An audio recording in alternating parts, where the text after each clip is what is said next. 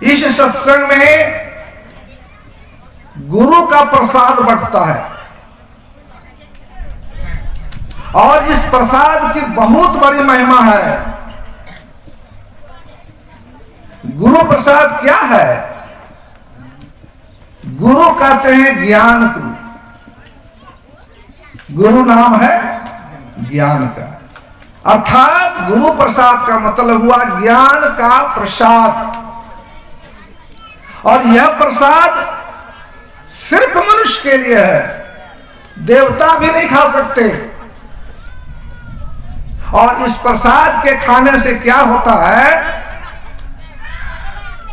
प्रसाद में देखिए 3 अक्षर है, प में रो,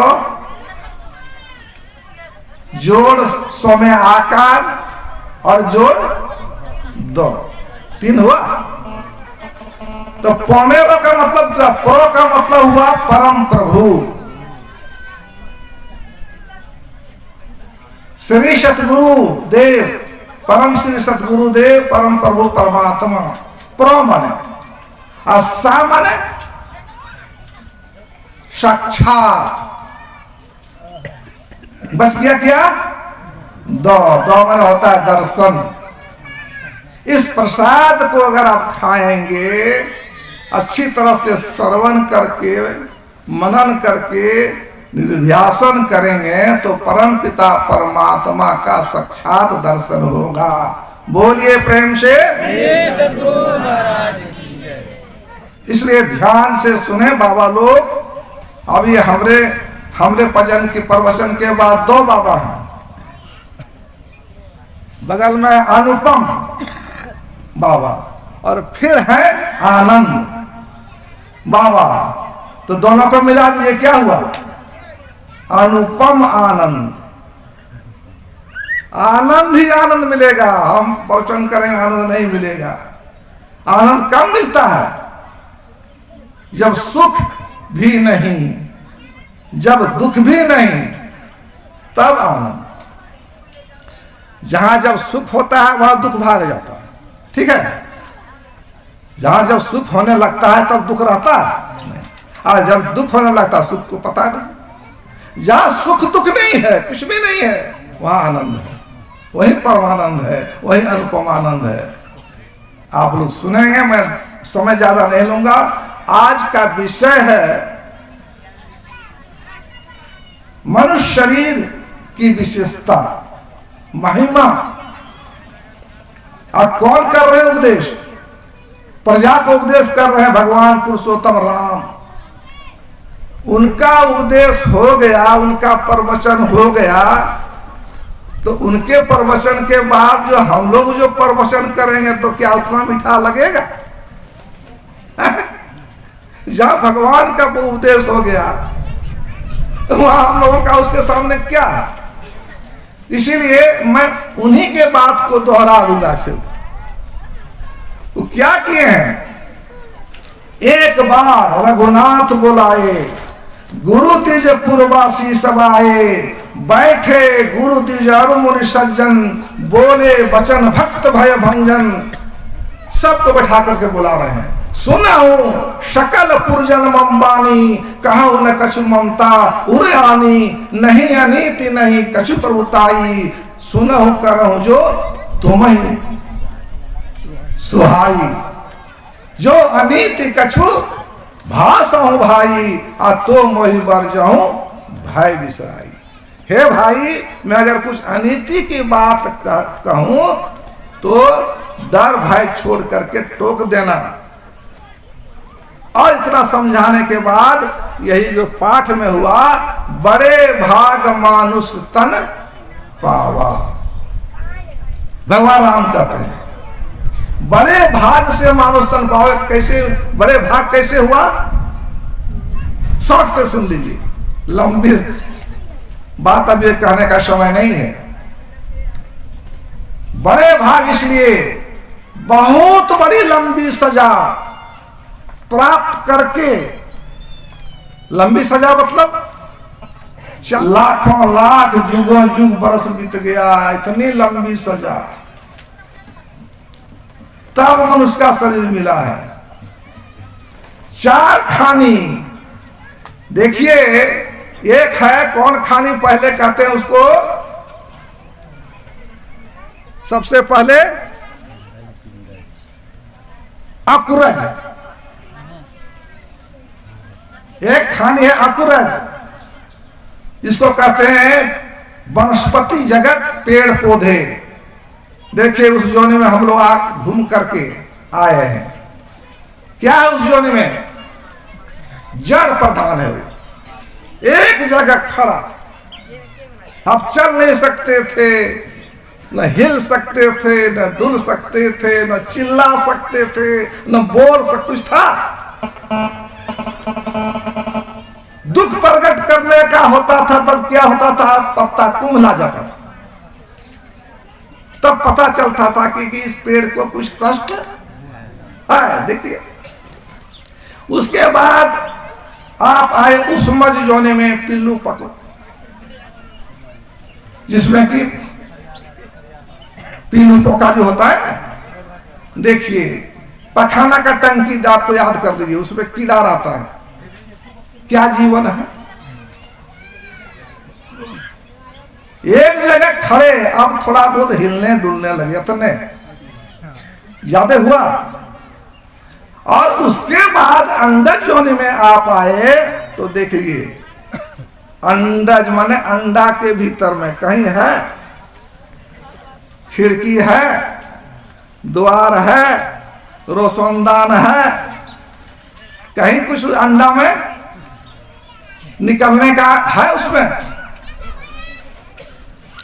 उसको सेल घर कहा जा सकता है। सेल घर में भी सब नहीं रहता है। वो जोनि प्राप्त करके कहते हैं तब मनुष्य का शरीर मिला है। ये मनुष्य का शरीर, इसमें सब साधन है, सब कुछ है। साधन धाम मोक्ष कर द्वारा, पाई न जेहि परलोक संवारा है। सब कुछ है, ज्ञान है, इसमें डबल अधिकार मिला है।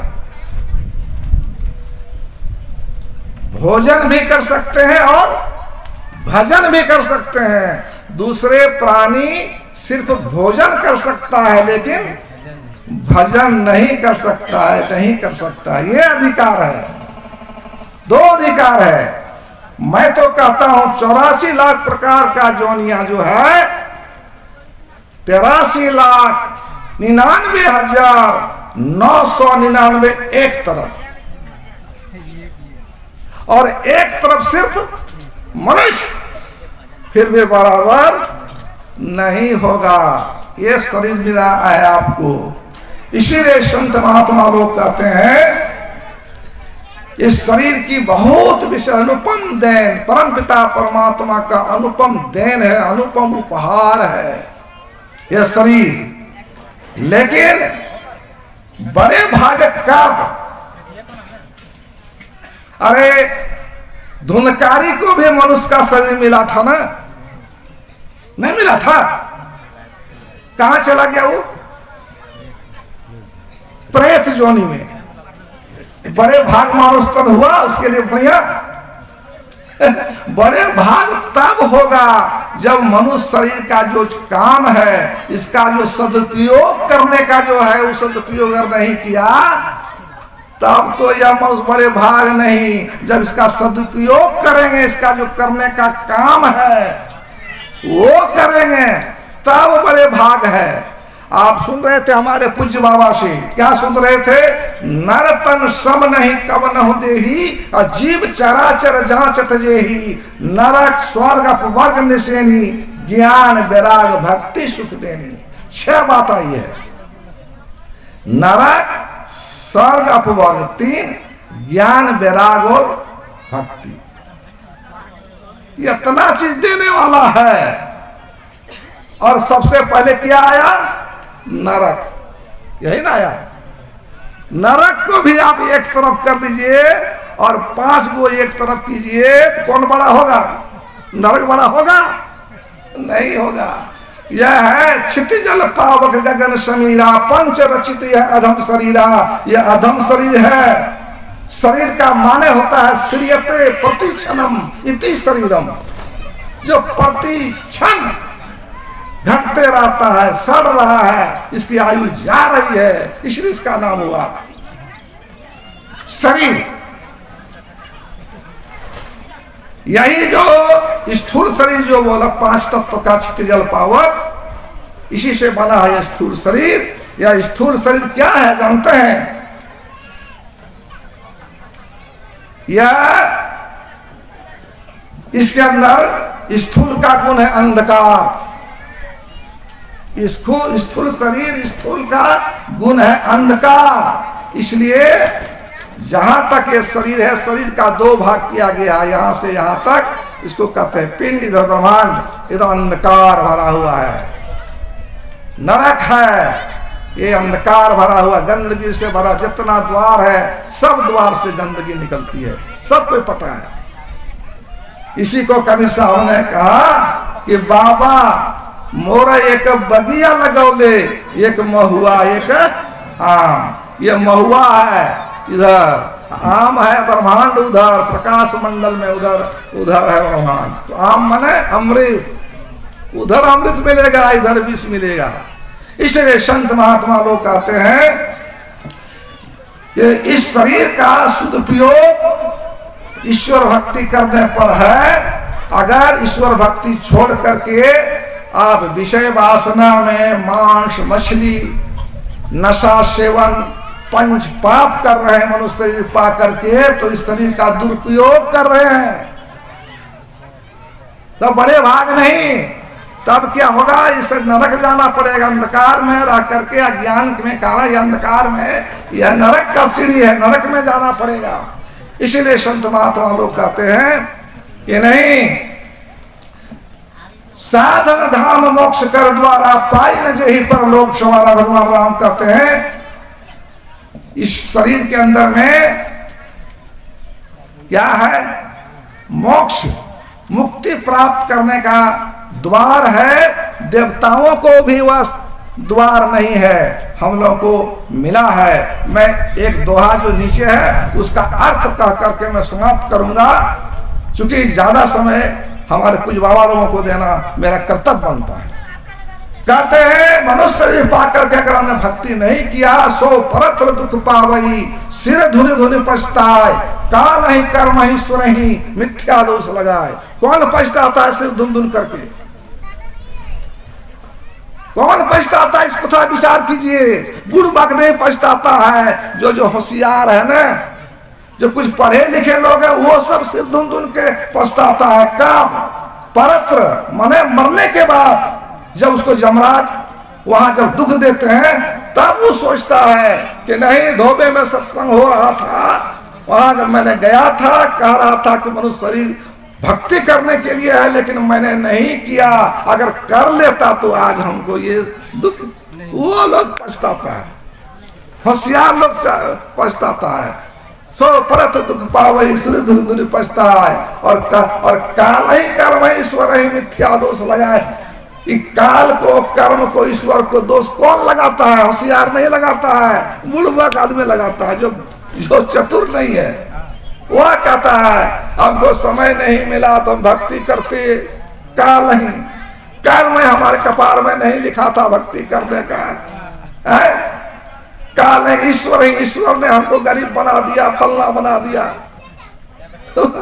तो इसीलिए संत महात्मा लोग कहते हैं कि मानव स्वयं विधाता है। अभी देखिए, कुछ भी करें, कर्म करने का अधिकार है, लेकिन फल भोगने का अधिकार आपको नहीं है। फल भोगने के लिए तो परमपिता परमात्मा बैठे हैं, जैसे कर्म करेंगे वैसे फल